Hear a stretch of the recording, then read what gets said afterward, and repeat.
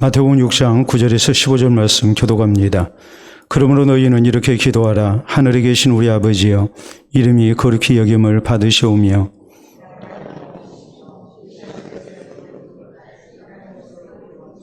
오늘 우리에게 일용할 양식을 주시옵고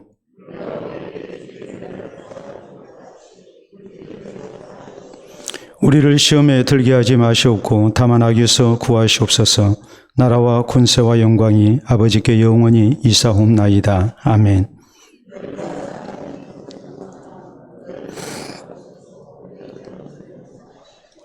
너희가 사람의 잘못을 용서하지 아니하면 너희 아버지께서도 너희 잘못을 용서하지 아니하시리라. 아멘. 오늘 마태복음 강의 33번째 시간입니다. 특별히 우리가 마태복음 6장 9절에서 15절 교도관 말씀을 통해서 주기도문에 대해서 말씀을 이제 살피는 네 번째 시간이기도 합니다. 유대인들은 오래전부터 이제 기도할 때 꼭 했던 기도의 제목이 있습니다. 그것은 다름이 아니고 여호와 하나님께서 보내주시는 메시아의 왕국이 임하기를 원합니다라는 기도의 제목입니다. 하나님께서 분명히 하나님의 나라를 우리 가운데 허락해 주실 텐데 이 하나님이 약속하신 하나님의 나라, 이것을 믿었고 또 사모했고 그리고 또 하나님의 나라가 임하기를 위해서 이렇게 쭉 기도를 해왔습니다. 그렇기 때문에 이들에게 있어서 하나님의 나라가 언제 임하는가 또 어떻게 임하는가 하는 것은 저에게 매우 큰 관심사였습니다. 그렇기 때문에 우리 예수님의 제자들이 예수님께 자주로 드렸던 질문이 이스라엘을 회복하심이 이때입니까? 라고 이렇게 물었던 일이죠. 저희는 예수 그리스도를 이 정치적인 메시아, 당시 로마 압제하에 있었기 때문에 로마 군대를 쫓아내고 우리를 이렇게 우리나라를 독립국가로 세우는 그런 이제 메시아로 생각한 그런 부분이 굉장히 많았습니다. 그렇기 때문에 베드로와 요한 또 그들뿐만이 아니라 다른 제자들까지도 예수 그리스도의 나라가 임하게 되면 우리가 예수님의 제자 돼서 그동안 따라다니고 고생했던 모든 것에 대한 보상을 받게 될 것이다. 틀림없이 농공 행상을 주께서 하신 가운데 우리에게 세상의 이 권력을 이렇게 부릴 수 있는 그런 자리를 주실 것이다라는 기대를 모두가 하고 있었죠.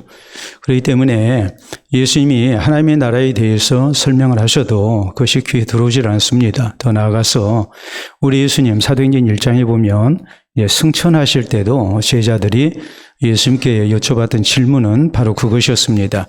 이스라엘을 회복하심이 이때입니까?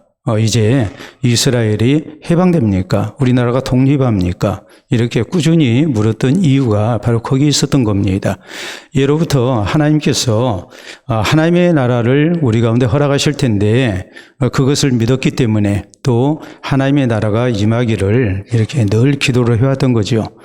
살만하면 하나님의 나라를 기다리지 않았을 것입니다. 그러나 오늘 그들이 처해 있는 형편이 이렇게 로마의 식민지가 돼가지고 정치적으로 혹은 경제적으로 엄청난 그런 압제와 수탈을 당하고 있었기 때문에 하나님의 나라가 속히 임하기를 저희가 원했던 겁니다. 그러니까 그 목적으로 예수님을 따라다니는 그런 부분이 많이 있었고 또 당시 예수님을 예루살렘 성에 들어오실 때 환영했던 백성들의 입장에서도 바로 그 목적 때문에 예수님을 호산나 찬송하리로다 다윗의 자손으로 오시는 이여. 호산나라는 말은 지금 구원하소서라는 말이거든요. 다윗의 자손으로 오시는 이여라는 말은 하나님께서 약속하신 메시아를 말합니다. 그러니까 예수님이 정치적 메시아로 저희 가운데에 이제 오셔서 로마 군대를 쫓아내고 그리고 우리를 해방시켜 주실 것이다. 더구나 그때는 6월절입니다.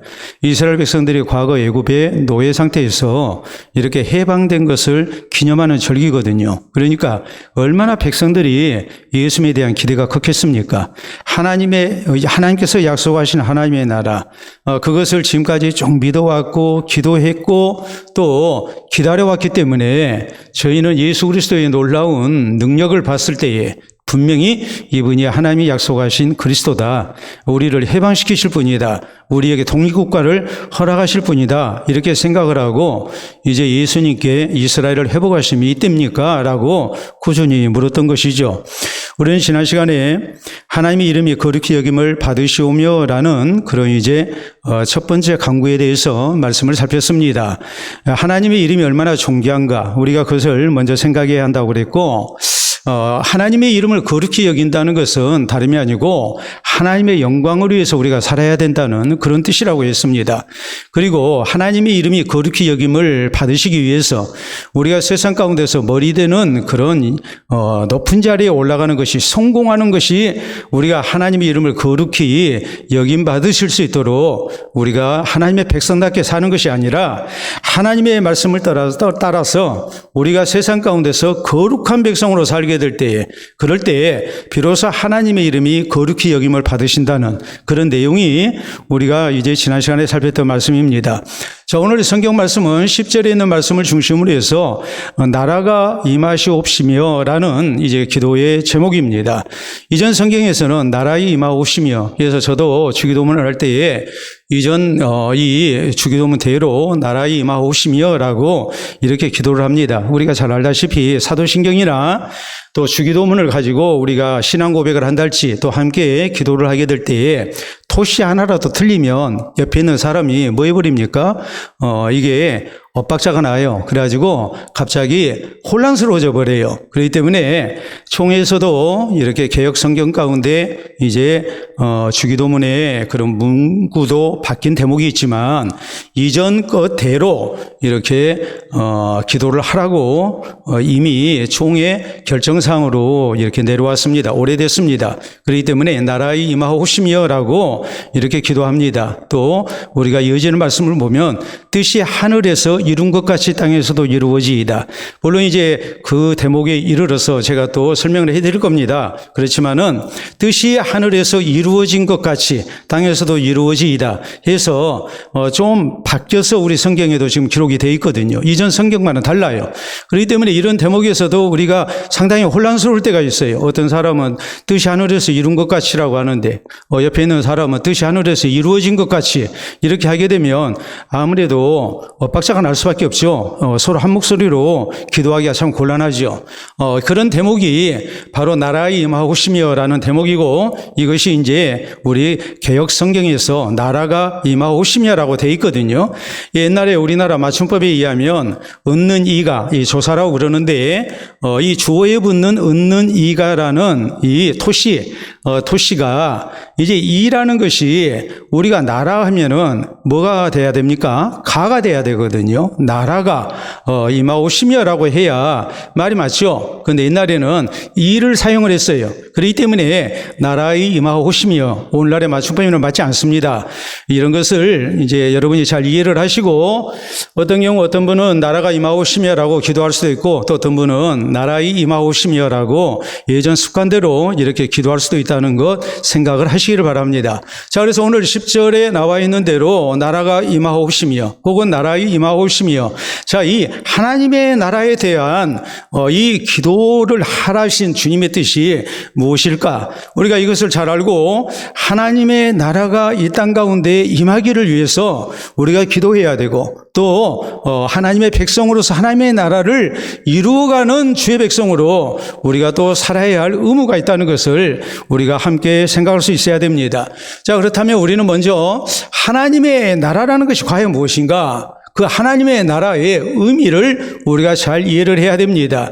자, 예수님이 세상에 오신 목적, 죄로부터 우리를 구원하시고 우리를 하나님 나라의 백성되게 하기 위해서 예수님께서는 분명히 이 땅 가운데 오셨습니다. 이건 우리가 잘 아는 내용입니다. 그런데 우리 예수님께서 이 땅 가운데 오셔서 공생애를 시작하시면서 제1성으로 선포하신 말씀을 우리가 생각을 하면 예수님이 무엇 때문에 이 땅 가운데 오셨는가라는 것을 분명히 알 수 있어요. 말씀하셨어요.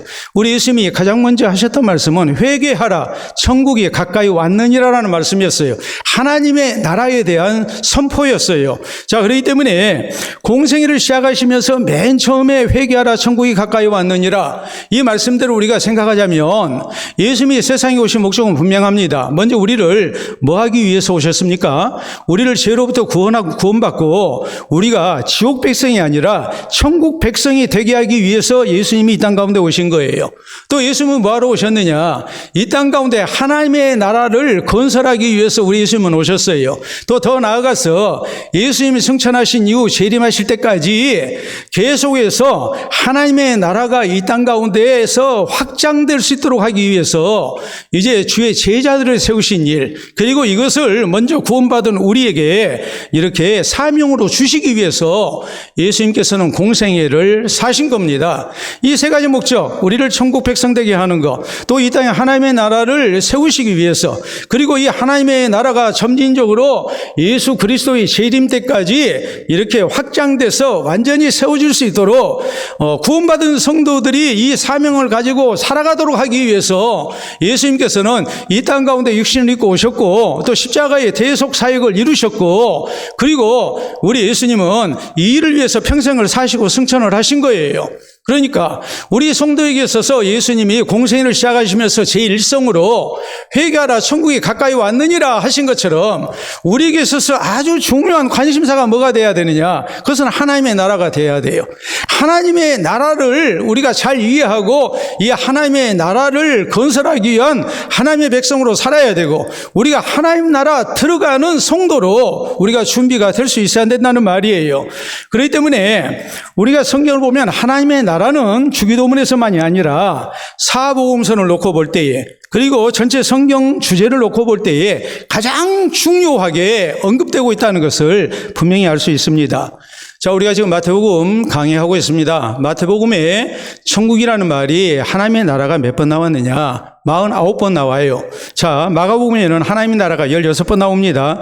누가복음에는 38번 언급이 됩니다. 그러니까 여러분 마태복음은 전체가 28장인데 49번 언급이 됐다면 거의 한 장에 2번씩 언급이 되고 있는 거예요. 마가복음 16장이죠. 근데 16번 언급이 됐습니다. 매 장마다 평균적으로 한 번씩 언급이 되고 있는 거예요. 자, 누가복음은 24장이거든요. 그런데 38번 언급이 됐어요. 그러면은 적어도 2장에 3번씩 언급이 됐다는 것을 의미해요. 그 정도로 하나님의 나라가 굉장히 성경에서는 중요한 주제로 이렇게 언급이 되고 있는 거예요. 자, 그렇다면 나라가 임하오시며라는 이 의미가 뭘까? 한마디로 말하자면 예수 그리스도의 통치를 의미합니다. 여러분, 나라를 구성하는 데 있어서 3가지 요소가 있습니다. 그 3가지 요소가 뭡니까? 먼저 나라는 영토가 있어야 됩니다. 또 국민이 있어야 됩니다. 영토 없는 나라는 존재할 수 없어요. 또 영토는 있는데 국민이 없다면 그것 또한 나라라고 얘기할 수가 없어요. 우리가 독불장군이라는 말을 씁니다. 독불장군은 혼자서는 장군이 될 수 없다라는 말이거든요. 여러분, 장군이 되려면 뭐가 있어야 됩니까? 따르는 부하가 있어야 해요. 마찬가지예요. 나라가 성립하려면 영토도 있어야 하지만 그 영토에 누가 살고 있어야 됩니까? 그 나라 국민이 살고 있어야 해요. 그러면 영토가 있고 또 국민이 많이 살고 있으니까 영토가 세상에서 제일 큰 영토를 가진 나라고, 또 국민이 중국, 인도 인구보다도 더 많은 한 20억쯤 산다고 합시다. 그러면은 그걸 나라라고 얘기할 수 있느냐? 아닙니다. 아무리 큰 나라라 할지라도 주권이 있어야 됩니다. 주권이 없는 나라는 식민지입니다. 그렇기 때문에 이 주권의 개념이 굉장히 중요한 거예요. 그렇기 때문에 예수 그리스도가 다스리는 나라가 하나님의 나라라고 했을 때에 이것은 뭘 말씀하겠습니까? 예수님의 다스림을 받는 모든 영역, 이것을 지금 하나님의 나라의 개념으로 우리가 이해를 해야 해요. 절대 영토 개념이 아니에요. 한때 중세교회에서는 기독교 국가에서 하나님의 나라를 영토의 의미로 해석을 했습니다. 그러므로 하나님의 나라를 확장한다는 구시라에 영토 전쟁을 벌였죠. 많은 식민지를 건설했습니다. 그리고 강제로 개종시켰습니다. 그런데 그게 하나님의 나라일 수가 없는 거예요. 그래서 식민지 시대를 거쳤던 기독교 국가의 이 제국 주의 정책에 의해서 이 기독교 국가, 유럽의 기독교 국가의 지배를 받았던 식민지 국가들, 이런 나라들이 2차 세계대전 후에 독립을 했어요. 독립했는데 기독교 국가로 남지 않습니다. 대부분이 어떤 종교를 받아들였습니까? 이슬람권으로 이렇게 다 바뀌어버렸습니다. 왜냐하면 영토 전쟁에 의해서 강제로 개종당하고 그리고 많은 수탈을 당했습니다. 그러니까 이런 기독교 국가는 필요 없다 이 말이에요. 이런 기독교는 필요 없다는 거예요. 그래서 이 사람들이 이슬람화 돼버린 거예요. 아프리카 혹은 이 아시아 쪽에 많은 식민지 국가들, 이런 나라들이 다 이슬람화 돼버렸어요. 그래서 이것이 교회 역사를 놓고 볼 때 하나님의 나라에 대한 잘못된 이해 때문에 결국 이런 결과를 가져오게 됐다는 것을 우리가 기억을 해야 됩니다. 우리가 성경을 볼 때에 하나님의 나라가 임한다는 것은 곧 뭘 말하느냐? 예수 그리스도께서 우리의 왕이 되심을 의미해요. 예수 그리스도께서 우리를 다스리심을 의미해요. 우리가 예수 그리스도의 통치를 받는다는 것을 의미를 해요. 우리가 성경에 보면 이제 그리스도라는 말이 나옵니다. 자, 이게 히브리어로는 구약 성경에 메시아라고 나왔어요. 그리고 이제 헬라어로 신약에서는 그리스도라는 용어를 사용을 합니다. 똑같아요. 메시아라는 말이나 그리스도라는 말이나 기름 부음을 받았다는 말이에요. 기름 부음을 받은 자라는 의미거든요. 구약시대 하나님께서 특별히 새 직분자에게 기름을 부어서 임직식을 거행하도록 하셨습니다. 그래서 저희의 이 직분은 하나님께서 주신 직분으로 이렇게 받아들이게 했고 그 영적 권위를 인정하게 했어요. 자, 뭐겠습니까? 선지자가 기름 부음을 받았습니다. 제사장이 기름 부음을 받았습니다. 그리고 또 하나가 누굽니까? 왕이거든요. 그래서 예수 그리스도께서 기름 부음을 받은 그리스도로 메시아로 우리 가운데 오셨다 했을 때 예수님은 이 삼중직, 이것을 신학적인 용어로 그리스도의 삼중직이라는 말을 씁니다. 예수님은 우리에게 제사장으로 오신 분이고 또 뭐로 오셨어요? 선지자로 오셨고 그리고 왕으로 오셨어요. 자, 제사장 직분은 어떻게 행사하십니까? 죄인된 우리를 위해서 자신이 친히 대속제물이 돼서 하나님 앞에 속죄제사를 드리십니다. 그래서 예수 그리스도는 우리의 대제사장으로 오신 분이다. 큰 대제사장이다. 성경은 이렇게 거듭거듭 강조해서 그 누구도 비교될 수 없는 참으로 이 최고의 영적 권위를 가지신 하나님께서 받아주시는 제사장인 것을 우리에게 말씀을 합니다. 또 예수님은 하나님의 뜻을 우리 가운데 나타내기 위해서 오셨습니다. 선지자의 직분을 가지고 오신 겁니다. 그래서 우리가 이미 마태복음 5장 이 산상수훈에서 쭉 말씀을 살펴봤듯이 너희가 이러이러하리라는 것을 들었으나 나는 너희에게 뭐하니? 이르노니 하면서 우리 예수님은 율법에 대한 새로운 해석을 하시죠. 그래서 하나님의 뜻이 진정으로 무엇인가라는 것을 우리에게 가르쳐 주신 거예요. 선지자의 직분을 가지고 기름 부음을 받으신 거예요. 세 번째, 예수 그리스도께서 그리스도로 메시아로 오셨다는 것은 왕으로서 오셨다는 것을 의미합니다. 왕의 권세는 크게 두 가지입니다. 이것은 직무이기도 합니다. 먼저는 다스리는 직분자입니다. 두 번째는 왕으로서 뭐 해야 됩니까? 당연히 백성들의 생명과 재산을 지켜줘야 됩니다. 이것이 왕이거든요. 한 나라의 대통령이라면 무엇보다도 국민의 생명과 재산을 지키고 또 국익을 위해서 대통령직을 행사를 해야 됩니다. 일본 위에서 대통령직을 행사하고 그러면 절대 안 되죠. 여러분, 이렇게 왕으로서의 예수 그리스도는 곧 무엇을 의미하느냐? 하나님의 백성된 우리를 다스리시는 가운데에 이제 이 땅 가운데 하나님의 나라를 세우신 거였단 말이에요. 나라의 개념을 놓고 볼 때에 그 주권을 우리가 빼놓을 수 없는 것처럼 예수 그리스도께서는 하나님의 위임을 받아서 이 땅 가운데서 그리스도로서 왕으로서 우리를 다스리시고 그래서 이 땅 가운데 하나님의 나라를 세우시기 위해서 오신 거란 말이에요. 그렇기 때문에 예수님께서 마태복음 12장 28절에 이런 말씀을 하십니다. 자, 예수님께서 귀신을 내어 쫓으십니다. 바리새인들이 이것을 보고 저가 귀신의 왕 바알세불을 힘입어서 귀신을 쫓아냈다. 그러니까 예수님이 이런 말씀을 하시죠. 어떻게 서로 간에 싸울 수가 있느냐. 집안 사람이 서로 싸우면 그 집이 무너지는데 어떻게 귀신이 귀신을 쫓아내는 그런 일이 있을 수가 있느냐. 이건 말이 안 되지 않느냐. 이렇게 굉장히 논리적으로 또 합리적으로 설명을 하시죠. 그리고 주님께서 그때 하셨던 말씀이 뭐냐면 귀신이 너 쫓겼으면 하나님의 나라가 너희 가운데 임하였느니라 라고 말씀을 하세요. 이미 하나님의 나라가 너희 가운데 임하였다. 이 말씀의 의미가 뭐겠습니까? 예수 그리스도의 왕적 권세를 가지고 귀신까지도 쫓아내는 하나님의 놀라운 역사가 나타나서 그 영역이 그 사람을 놓고 볼 때에 그리스도께서 다스리시는 백성이 됐다는 말이에요. 귀신에게 다스리심을 받는 백성이 아니라 이제는 그리스도의 다스리심을 받는 백성이 됐고, 그렇다면 우리 가운데 이미 뭐가 임한 거예요? 하나님의 나라가 임한 것이다라고 말씀을 합니다. 여러분, 아담과 하와의 범죄가 뭡니까? 저희는 1인 지하 만인 지상에 위치했습니다. 여러분, 세상의 모든 피조물을 다스릴 수 있는 권세, 만인 지상의 권세를 받았습니다. 그러나 위로 유일하게 누구만을 섬겨야 됩니까? 하나님을 섬겨야 됩니다. 옛날 수상을 얘기할 때에, 왕 밑에 수상을 얘기할 때, 정성을 얘기할 때 그때 했던 말은 1인 지하 만인 지상이었거든요. 만인 지상 혹은 1인 지하 그랬어요. 만인 위에 있지만 한 사람이 밑에 있어요. 그러니까 왕 밑에 있는 최고의 실권자를 얘기할 때 이렇게 1인 지하 만인 지상이라고 그랬거든요. 아담과 하와가 바로 그런 권세를 받았어요. 하나님이 만드신 모든 피조물을 다 뭐하게 했습니까? 다스리게 했어요. 단지 누구만을 섬기게 한 겁니까? 하나님만을 섬기게 한 거예요. 그런데 저희의 범죄는 어떤 모습으로 나타납니까?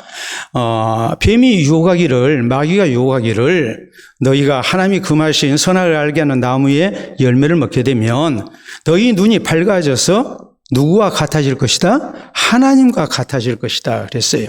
하나님과 같아진다는 말이 뭐겠습니까? 하나님을 섬기는 대신에 하나님과 맞먹는다는 말이거든요. 그러니까 하나님의 통치받는 것을 거절한 것이 인간의 범죄의 뿌리였습니다.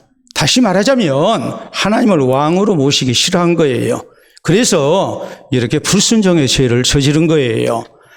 사무엘이 백성들이 얘기하기를 우리도 왕이 있어야 되겠습니다. 그래서 이방 민족처럼 우리도 왕이 있어서 전쟁 때 우리를 이렇게 지휘하고 그래서 효율적으로 싸우는 것이 필요합니다. 그리고서 왕을 요구했을 때 사무엘 선지자가 얼마나 서운했습니까? 그가 사사로서 이스라엘의 지도자가 돼서 뇌물도 안 받고 백성들을 위해서 참 수고를 많이 했는데 아니 이놈들이 이럴 수가 있나 해가지고 나를 버리다니 굉장히 서운해합니다. 그때 하나님께서 사무엘 선지자에게 하셨던 말씀은 백성들이 너를 버린 것이 아니라 나를 버려 저희의 왕이 되지 않게 하는 것이다 그랬거든요. 이스라엘 백성들이 왕을 요구한 것은 근본적으로 하나님 섬기기를 거절한 거였어요. 하나님의 왕으로 섬기기를 거절한 거였어요. 그렇기 때문에 우리가 오늘 하나님의 나라가 이 땅 가운데 임하기를 원한다고 했을 때 하나님의 나라가 과연 어떤 의미냐? 이것을 우리가 잘 이해를 해야 해요. 우리가 오늘날 이제 화폐, 지폐를 보면은 지폐에 공통적으로 들어간 그림이 있습니다. 뭡니까? 무슨 그림이에요? 초상이 들어가 있죠. 사람 얼굴이 들어가 있어요. 예? 그래서 우리가 잘못 생각하면 세종대왕보다 누가 더 위대합니까? 예, 신사임당이 위대한 것처럼 생각을 합니다. 왜 5만 원짜리니까. 예? 신사임당이 왜 5만 원짜리 있는지 그거 이해를 할 수가 없어요. 실제로 하자면 김구 선생이 원래 들어가야 되는데 10만 원권 지폐를 발행할 계획을 세웠다가 그 초상에 누가 들어가야 되느냐 해서 김구 이야기가 나오니까 그냥 다 없던 일로 돼버렸거든요. 또 이태계와 이율곡을 놓고 1,000원짜리 5,000원짜리 놓고 두 집안에서 싸웠잖아요. 왜 우리 조상이 1,000원짜리 있느냐 5,000원짜리 있어야 되는데 무슨 소리냐 그런 식으로 생각을 할 때가 많습니다. 그런데 이 지폐에 초상이 들어가는 이유는 옛날에는 이렇게 뭐 홀로그램이랄지 이런 거 사용해가지고 이 피해를 방지하는 기술이 별로 발달되지 못했습니다. 근데 그러면 이것이 이조지피인지 아닌지를 구분하려면 제일 바로 알아볼 수 있는 것이 뭐냐면 초상이에요. 그래서 이제 초상이 들어갔어요. 근데 중세시대에 이렇게 금화랄지 이런 데에 이제 초상이 들어가고 이제 했는데 집회는 이제 훨씬 후에 나왔잖아요. 근데 왜 초상이 들어갔느냐? 초상이 들어가는 것은 바로 이 화폐가 통용되는 지역까지 그 초상의 인물이 그 지역을 통치하고 있다는 의미였어요. 통치권의 상징이었어요. 우리가 오늘날 이제 국가의 개념을 얘기하면, 나라의 개념을 얘기하면 일반적으로 이런 생각을 합니다. 국경선에 의해서 이제 나라의 경계가 결정이 되어집니다. 그렇죠. 국경선에 의해서 옛날에는 산이나 산맥이나 뭐 강을 통해서 이렇게 국경선이 그어졌는데 아프리카나 이런 데 가면은 이제 그렇게 국경선이 그어져 있지 않습니다. 서구 제국주의 나라에서 열강들이 아프리카를 식민지 삼고 자기들끼리 책상에서 줄로 쭉쭉 그어버린 거예요. 그러니까 국경선이 어떻게 돼 있어요? 직선으로 돼 있는 데가 많죠. 이게 참 마음 아픈 일이에요. 전혀 다른 문화와 혈통 그리고 또 다른 역사를 가지고 있는 한 민족이 둘로 나눠버리고 또 같지 않은 사람들이 이렇게 함께 나라가 되고 그러니까 오늘날까지 그렇게 인종 청소의 그런 전쟁이 그치지 않는 겁니다. 자, 그러면 일반적으로 국경선을 놓고서 나라의 경계가 결정된다고 생각을 해요. 또 우리가 쉽게 생각할 수 있는 게 뭐겠습니까? 혈통이죠. 우리는 단일민족이다. 그래서 북한도 우리 동포고 또 만주 땅에 있는 조선족들 이런 사람도 다 우리 민족이고 그 땅이 옛날 우리나라 땅이었다. 이런 식으로 또 주장을 합니다. 또 뭘 사용하겠습니까? 뭘 얘기하겠습니까? 언어가 같을 때. 그럴 때 이건 이제 같은 한 나라라고 생각할 수가 있어요. 그러나 유럽의 여러 나라를 보면 언어가 같음에도 불구하고 다른 나라인 경우가 많이 있지요. 근데 가장 또 할 수 있는 것이 뭐냐면 같은 화폐를 사용하게 될 때 EU 국가, 유럽연합입니다. 이런 나라들이 하나의 이 통일된 나라 연합체로 출발했을 때 먼저 국경을 없앴습니다. 그리고 또 다음으로 했던 것이 뭡니까? 같은 화폐를 사용한 거예요. 그래서 유로화로 통일이 됐잖아요. 뭐 프랑화랄지 이런 것이 또 독일의 마르크화랄지 이런 것이 다 없어졌잖아요. 이탈리아의 리라화 이런 게 다 없어졌거든요. 그리고 이제는 유로화로 다 통일이 되고 있잖아요. 자, 영국이 EU에서 탈퇴했습니다. 탈퇴하고 저희가 독자적인 화폐를 사용을 해요. 그 화폐가 뭡니까? 바로 파운드화거든요. 그러니까 같은 화폐를 쓴다는 것은 한 나라인 것, 한 통치적인 것을 의미를 하는 거예요. 옛날에 화폐에다가 이렇게 왕의 초상을 넣어가지고 이 왕이 이 지역까지 다스린다 하는 그런 이제 표시를 삼았습니다. 그래서 영토의 개념이 그렇게 결정이 된 거예요. 마찬가지예요. 하나님의 나라는 어떤 원칙에 의해서 세워지느냐? 국경도 아니에요. 혈통도 아니에요. 같은 화폐도 아니고 언어도 아니에요. 하나님의 나라는 하나님의 예수 그리스도의 다스리심을 받는 것이에요. 그것이 바로 하나님의 나라예요. 자, 우리가 찬송 438장 설교 전에 우리가 불렀습니다. 자, 한번 그 가사를 다시 한번 보도록 하겠습니다. 여러분 보시게 되면 내용은 은총 입어 중한 죄짐 벗고 보니 슬픔하는 이 세상도 천국으로 화하도다. 할렐루야 찬양하세. 내 모든 죄 사함 받고 주 예수와 동행하니 그 어디나 하늘나라. 저게 지금 후렴적이잖아요. 또 보세요. 다음 보면 역시 마찬가지입니다. 주의 얼굴 뵙기 전에 멀리 배다 하늘나라 내 마음속에 이루어지니 날로 날로 가깝다. 내 마음속에 이루어진다고 그랬잖아요. 할렐루야 찬양하세. 내 모든 죄 사함 받고 주 예수와 동행하니 그 어디나 하늘나라. 또 다음에는 말씀 보면 높은 산이 거친들이 초막이나 궁궐이나 내 주 예수 모신 것이 그 어디나 하늘나라. 내 주 예수를 모시고 주님을 우리가 섬기게 될 때에 그것이 하늘나라다. 그래서 마지막에 주 예수와 동행하니 그 어디나 하늘나라. 주 예수와 동행한다는 말이 어떤 의미겠습니까? 예수님과 손잡고 가는 겁니까? 예수님과 동행한다는 말이 무슨 뜻이겠습니까? 우리가 아모스에 보면은 두 사람의 뜻이 같지 않냐고 어떻게 동행할 수 있겠느냐 그랬거든요. 동행한다는 말은 뜻이 같다는 말이에요. 하나님이, 주님이 내 뜻을 따르는 것이 아니라 내가 누구의 뜻을 따르는 것을 의미해요. 내가 주님의 뜻을 따르는 것을 의미를 해요. 이것이 주님과 동행한다는 말이에요. 그렇기 때문에 초대교회 성도들 당시 이 로마 제국주의 하에 있었던 제국 내에 있었던 모든 백성들은 로마 황제를 가리켜서 퀴리오스라고 불렀습니다. 퀴리오스라는 말은 주라는 말이에요. 주라는 말. 근데 초대교회 성도들이 예수님을 뭐라고 불렀느냐? 주님이라고 불렀어요. 퀴리오스입니다. 퀴리오스예요. 그 나라의 백성이 왕의 명령을 따라야 하는 것처럼 하나님 나라의 백성은 당연히 누구의 말씀을 따르는 거예요? 예수님의 말씀을 따르는 거예요. 하나님의 말씀을 따르는 거예요. 하나님의 나라는 절대 국경이 아닙니다. 국경을 초월합니다. 세상 나라와 달라요. 언제 어디서나 예수 그리스도의 통치를 받으며 우리가 살게 될 때, 우리가 주님과 동행하게 될 때에 그곳에 하나님의 나라가 임한다는 사실을 우리가 기억을 해야 됩니다. 두 번째, 하나님의 나라가 임하는 과정이 어떻게 되느냐라는 거예요. 어떻게 해서 시작이 되고 어떻게 해서 확장이 되고 완성이 되는가.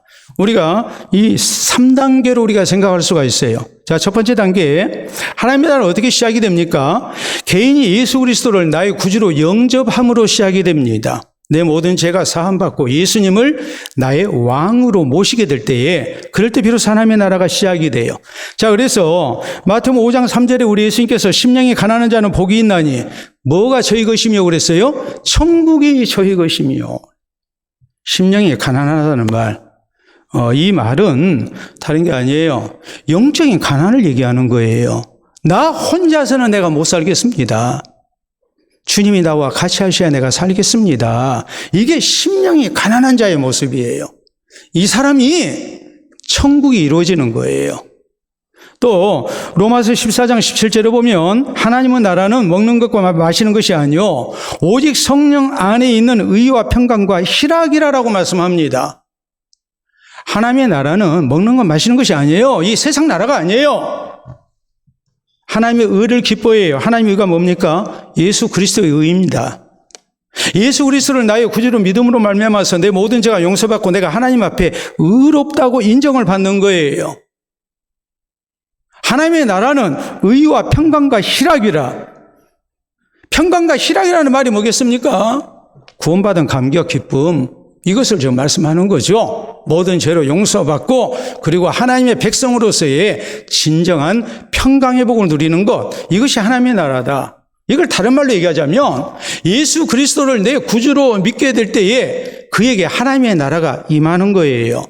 누가복음 17장 21절에 보면 우리 예수님께서 바리새인들이 하나님의 나라가 어느 때 임합니까? 하고 예수님께 물어보니까 예수님이 이런 말씀을 하세요. 하나님의 나라는 볼 수 있게 임하는 것이 아니다. 여기 있다 저기 있다고도 할 수 없다. 하나님의 나라는 너희 안에 있느니라라고 말씀합니다. 너희 안에 있다는 말은 두 가지 의미예요. 너희 가운데 있는 예수님 안에 있다는 말이에요. 또 이 예수님을 우리가 내 구주로 영접하게 될 때에 우리 안에 하나님의 나라가 이루어지는 거예요. 그 의미로 우리 주님께서는 바로 하나님의 나라는 여기 있다 저기 있다 할 수 없다. 하나님의 나라는 너희 안에 있다. 이렇게 말씀을 하신 겁니다. 요한계시록 보면 천국에 대해서 어떻게 설명합니까? 하나님의 장막이 사람과 함께 있는 것이 천국이라고 말씀합니다. 사람이 죄 지었어요. 그래서 하나님의 면제에서 쫓겨났습니다. 하나님을 보면 죽습니다. 그런데 독생하신 하나님 예수 그리스도가 우리 가운데 오셔서 우리가 구원받고 하나님 앞에 갈 수 있는 길을 여셨습니다. 내가 그 길이요 진리요 생명이니 나로 말만 죽건 아버지께로 올 자가 없느니라. 우리가 예수님을 구주로 믿게 되면 우리가 하나님과 함께 거할 수가 있습니다. 그래서 천국을 설명할 때에 하나님의 장막이 사람과 같이 있는 것이 천국이다 라고 이렇게 말씀을 하고 있는 거예요. 한 개인이 예수 그리스도를 구주로 영접하게 될 때에 비로소 하나님의 나라가 시작이 되는 거예요. 그렇기 때문에 초대 한국교회에 아주 유명한 부흥사가 계셨습니다. 이성봉 목사님이십니다. 이분이 6.25 때에 목포에서 붕괴를 인도하시는데 공산당이 체포가 됐어요. 공산당이 이 목사님에게 너 천국 얘기하는데 천국을 보여라. 지금 당장 보여라. 죽고 난 다음 천국 있다고 얘기해서는 안 된다 그랬어요. 그랬더니 이성모 목사님이 이렇게 대답을 하십니다. 천국 본점은 내 소관이 아닙니다. 그러므로 보여줄 수 없습니다. 그러나 천국 지점은 내가 보여줄 수 있습니다. 천국 지점이 어디 있느냐? 내 심령입니다. 나의 삶입니다. 천국에 대해서 바로 이해하고 있는 거예요.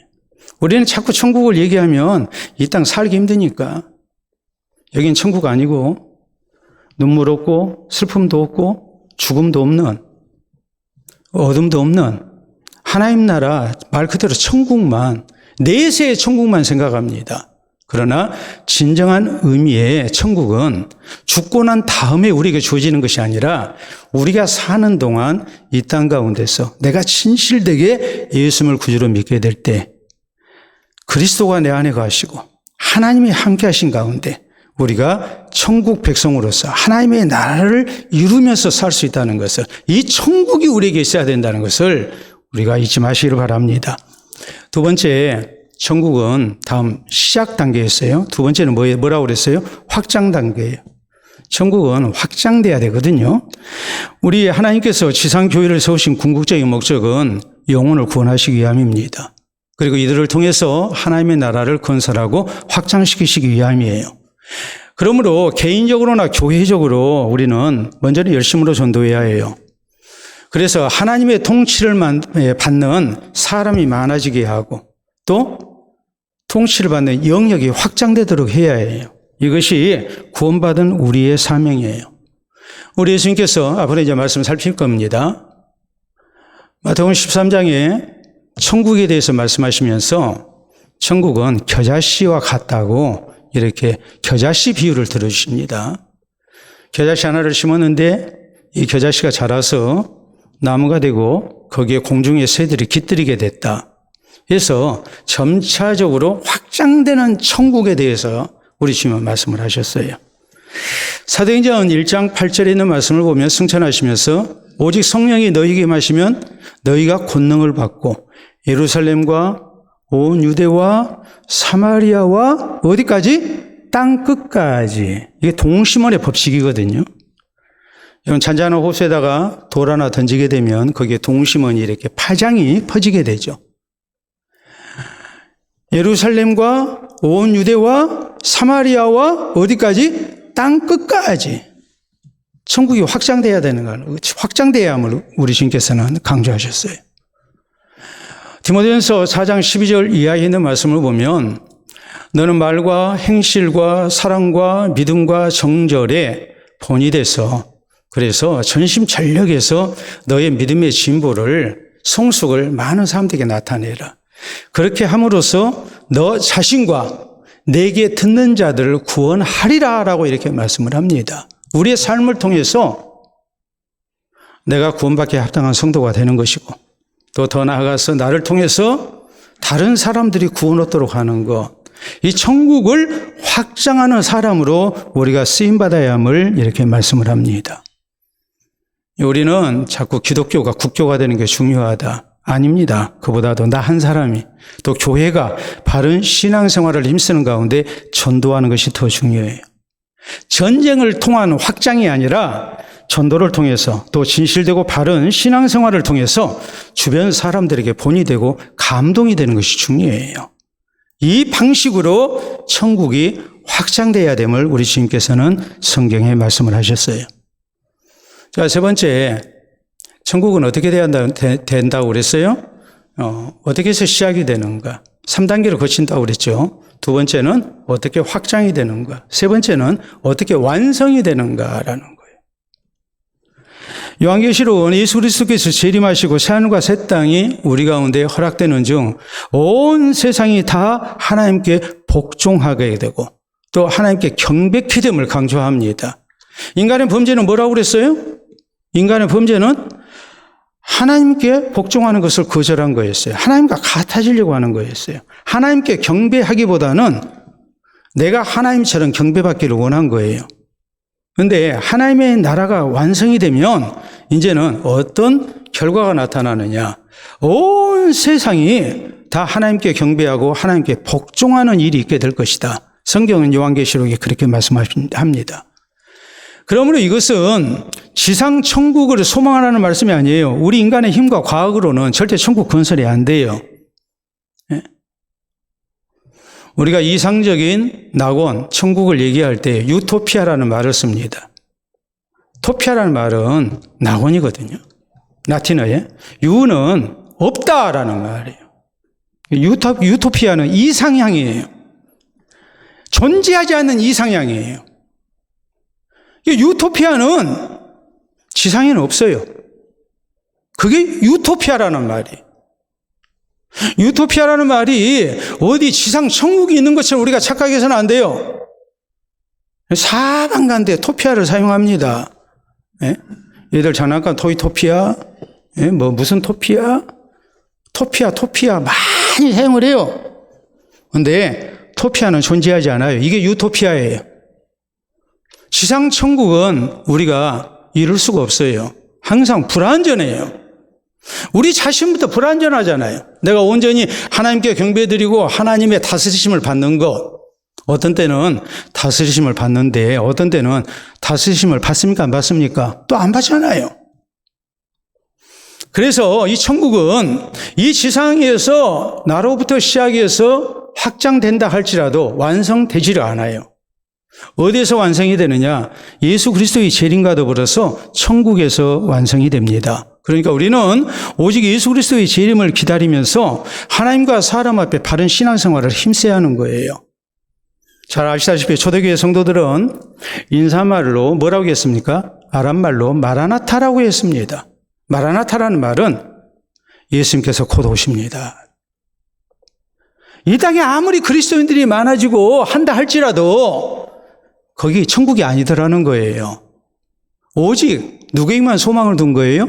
예수 그리스도의 재림에 소망을 둔 거예요. 그래야 정말 하나님께 영광을 돌려드리는, 우리가 하나님의 다스리심 속에서 진정한 평화를 누리는 그런 은혜를 누릴 수 있다고 믿고 마라나타, 마라나타라고 이렇게 외쳤던 겁니다. 골로새 3장 1절 이하에 보면 우리 성도들에게 뭐라고 말씀합니까? 너희는 땅의 것을 취하지 말고 어디 걸 취하라고요? 위의 것을 찾아라. 위의 것을 찾아라. 이 땅 살면서 이 땅에 어떻게 하면 내가 더 많은 것을 가질까? 그것을 위해서 신앙생활하는 게 아니라 이 땅의 불완전성, 이 땅에는 절대 천국이 완성될 수 없다는 것을 생각을 하고 우리가 하나님 나라를 바라보면서 사는 성도가 돼야 되고 예수 그리스도의 재림을 소망하면서 우리가 하나님 나라 갈 그날을 기다리는 성도가 돼야 된다는 말입니다. 사랑하는 성도 여러분, 우리가 오늘날 주요 공직자들이 혹은 연예인이나 스포츠 스타들이 유명 인사가 이중 국적을 가지고 있어서 말썽이 되는 경우를 많이 봅니다. 그렇죠. 미국 같은 나라는 미국에서 출산을 하면 뭐가 주어집니까? 미국 시민권이 주어지거든요.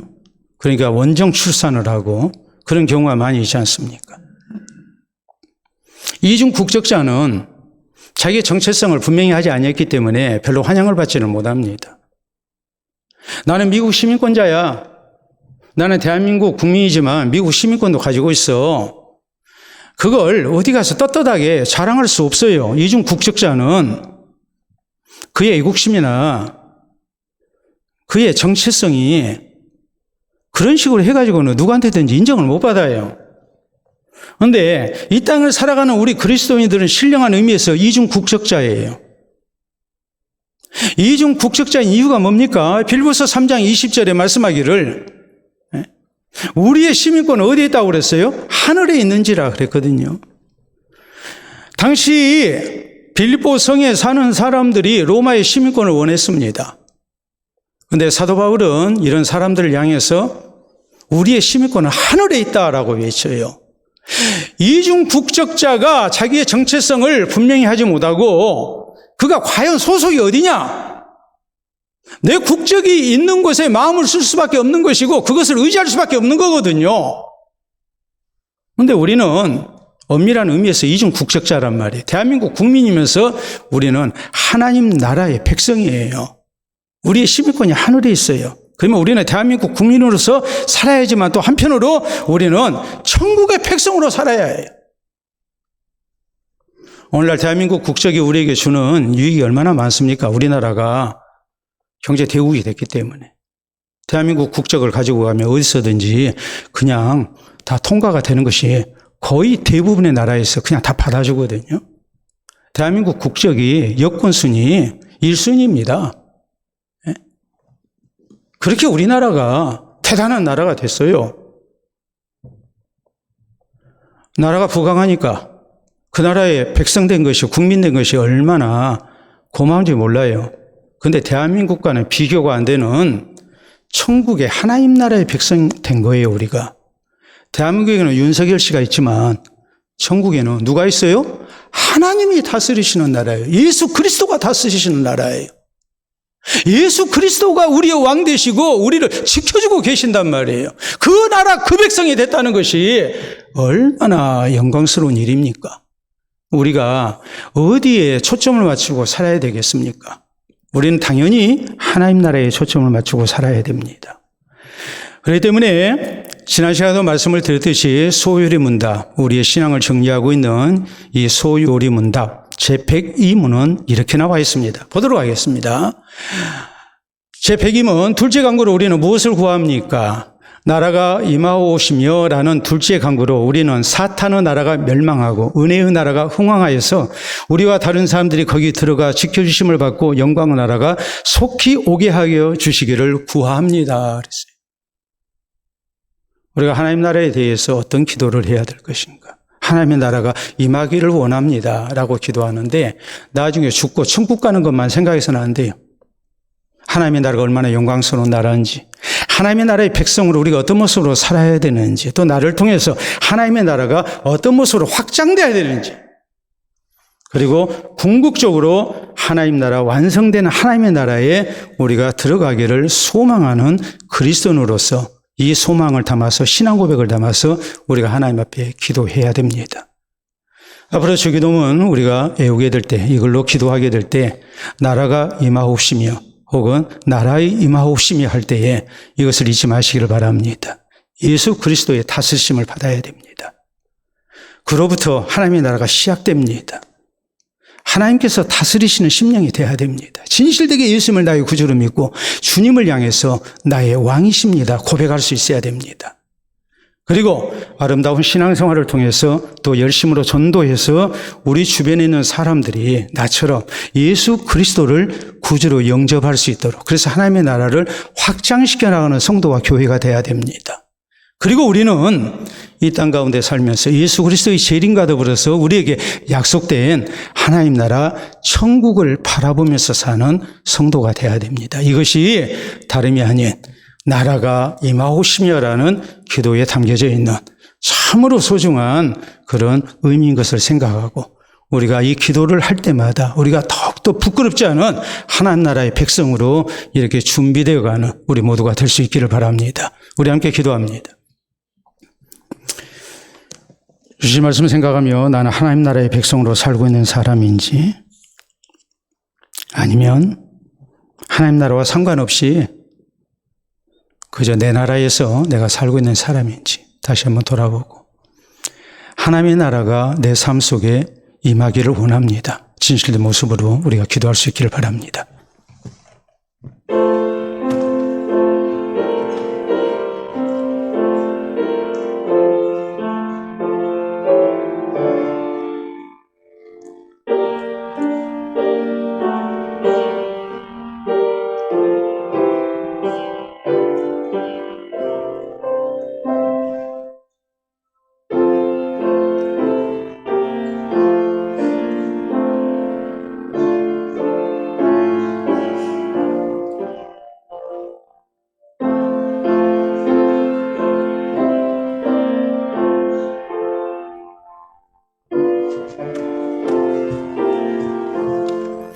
이 시간도 살아계셔서 우리의 생명주가 되신 아버지 은혜를 진심으로 감사합니다.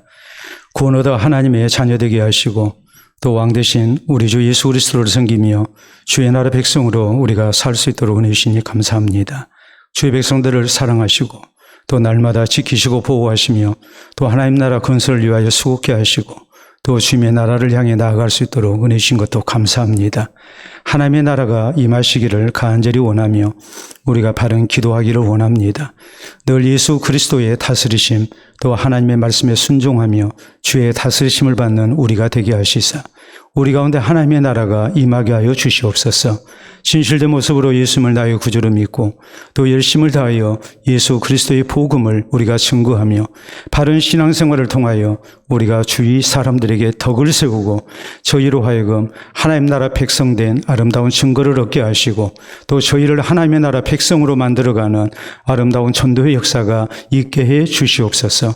그래서 함께 주의 나라를 늘 확장시켜 나가는 성도와 교회가 되게 하시고 예수 그리스도의 재림과 더불어 이루어질 완성되는 하나님의 나라를 바라며 우리가 늘 그 나라를 위하여 살아가게 하시고 주님의 재림 가운데 넉넉히 그 나라 들어가는 영광을 얻기를 소망하며 잘 준비될 수 있도록 인도하여 주시옵소서. 감사하며 예수님 이름으로 기도하옵나이다. 아멘.